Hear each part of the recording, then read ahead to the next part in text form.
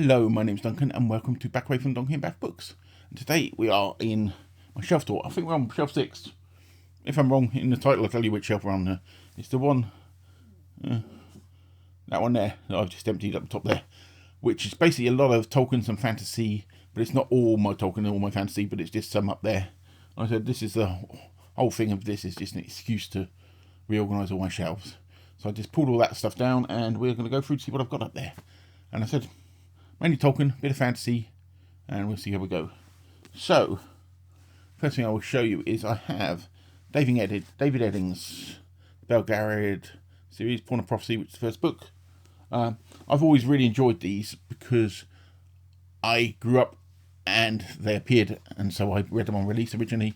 Very simple, straightforward fantasy. You've got a dark lord that you know everybody's going to defeat at the end, but it's just easy reading and nice characters, and I just really enjoyed them, and I every now and then I'll reread them, and I've got most of them here, I think. Queen of Sorcery, which is the second one. Magician's Gambit, which is the third. Is that the third or the fourth? Book 3, yep. Book 4. Castle of Wizardry. And then you've got the other ones, which the Malorian, which is the follow-up section of books he did. That's book 2 of it, Kingdom Ergos. Got some different editions here because I lost a load in the great book shelf. Yes, when I lost the books in the bookshelf purge. It's many back in the 90s. Guardians of the West, which is one of those. I have several different editions, and I'd rather get the whole one. Enchanted Endgame, which is the final one in the Malorian. I think that's it. And that's it for my Eddings ones I've got there. And next we do some. Actually, no, we will go across. And I've got a few of my Stephen Donaldson's, the Chronicles of Thomas Covenant, which I adore. I've only got 2 of his books here, which is quite weird. But I read these similar times I read the David Eddings ones. These are a lot deeper.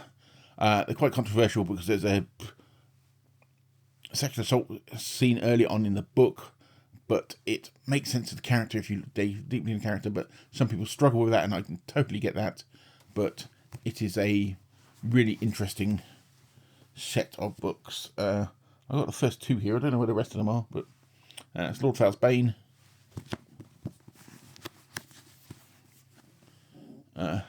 Ill Earth War. And I've got his short story collection, Daughter of Regals, which is really good.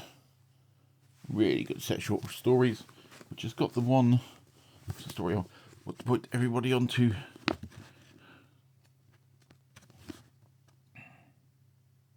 Animal Lover. There's a book in there called Animal Lover that I had. Big, fantastic story, which makes me think of The Island of Dr. Moreau, though it's not the same. So if you ever get a chance to read that, read that. So yep. Moving. If you watch my video before this, which would be earlier on about my tag video, you would have seen those. I'm just moving them out of the way. Oh, another Donaldson one, Power Preserves, which is the first one of the first Chronicles, and then the second one starts with The Wounded Land. Can't remember the other 3, which I've got somewhere. They're in a box or somewhere, but I need to get them all out and all on the same shelves. So now let's hit some Tolkien. Most of the rest of this is Tolkien bar 2 books at the end. So I'll do 2 books at the end. So versions of The Hobbit. I have lots of versions of The Hobbit here. Okay, I have this one. To adore, which is from 1982. I bought that. This one is a battered old library copy, which is the copy I always read because it's just battered to hell. And actually, it was originally a one that was chucked out of Winchester Library in When's that date on it? 02, when they were getting rid of them when I was down there at that point. So yes, but yeah, that's the one I always read when I go around to rereading it. And I've got another copy of The Hobbit under there, which I will show you when I get to it because it's a hardback. So let's go to Lord of the Rings, some of the Lord of the Rings ones. I'm going to show you the Two Towers, which is that edition.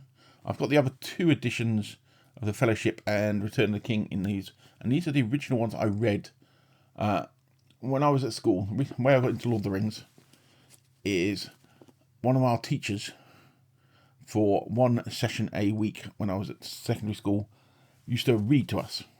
He would read for half it, and then we have to us to reading. I don't know whether they allow you to do that, but he started off by reading The Hobbit, and I had this teacher for 5 years. So he started off reading The Hobbit, and then he read Lord of the Rings. And here's the reason I ended up reading Lord of the Rings. I've got another copy of The Fellowship in these editions. I think I found this one locally and just picked it up because I didn't have any of these copies. And my reading copy of Lord of the Rings. It's the one I go back and reread because it's a one I brought early 2000s. And it's just the complete one in there. That's the one I normally reread at the moment. I'm running out of room here, even though I have my table there. Actually, I'll put that there. There's not much room here. So we have The Children of the Hurin, or Hurin, however I pronounce that. And we have my favourite paperback versions anyway, of Lord of the Rings.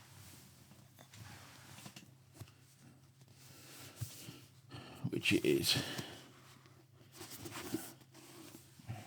Fellowship, because I love these covers. Adore these covers. Two Towers. I love the Nazgûl on the top of this one. Hope you can see that well. And Return of the King. I really like these editions. These are John Howe, great artist, covered them. Did the covers on these.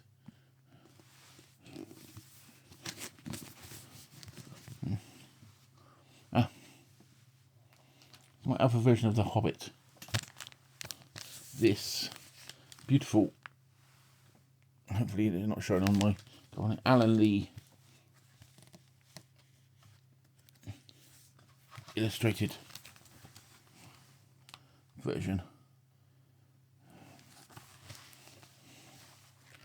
And this, I'll tell you something, I found this in our local charity shop and it cost me 30p. Okay, somebody gave this away. It is my find of the century. Beautiful, beautiful Alan Lee art. But yeah, and if you can see the cover on the show, sorry about my plastic cover on it, but it cost me 30p in a local charity shop. And then other illustrated editions I've got, which I really like, by Ted Naismith. His art is in my copy of this version of the Silmarillion, which is what I really like from 1999. I think they've republished it, slightly different version since, but his art is also beautiful.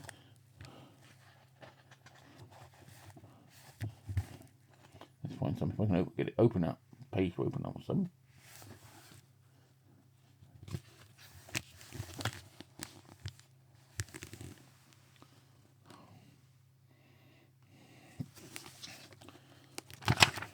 So this book's not been opened a lot.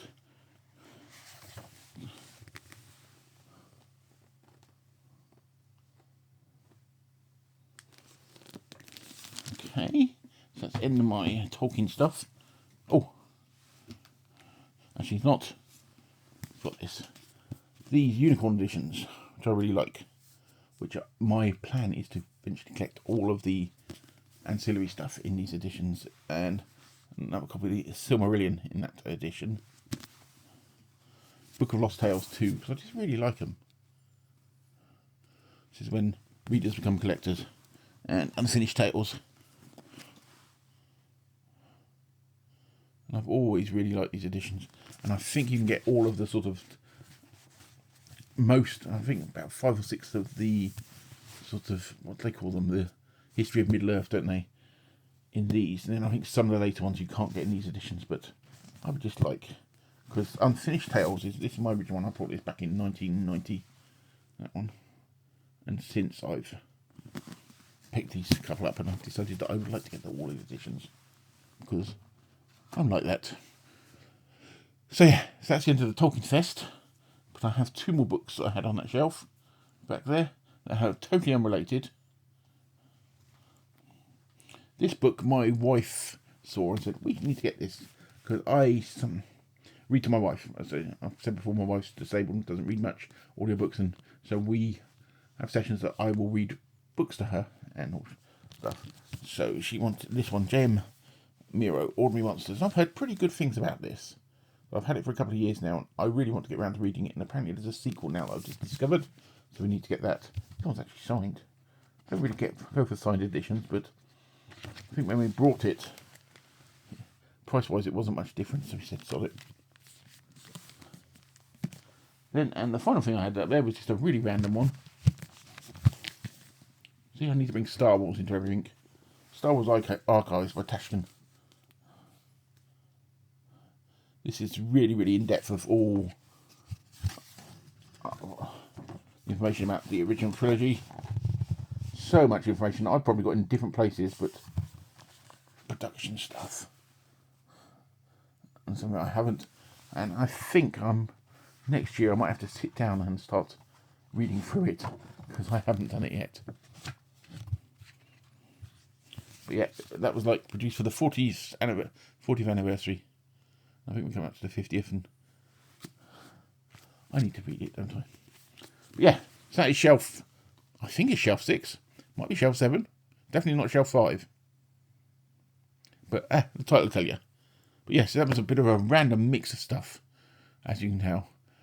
So yeah, I will leave that. There will be another one. Originally I said I'd do one every week, but I haven't been doing that. I've been doing one every couple of weeks, but we'll see how we go. I might get a few more up. I'm trying to get a bit of a backlog of videos so I can start doing the more in-depth ones I want to do and have the ones that are less intense amount of work on just hanging around, so I can get those popped up, so you see my ugly bearded face a bit more frequently, just moving that table.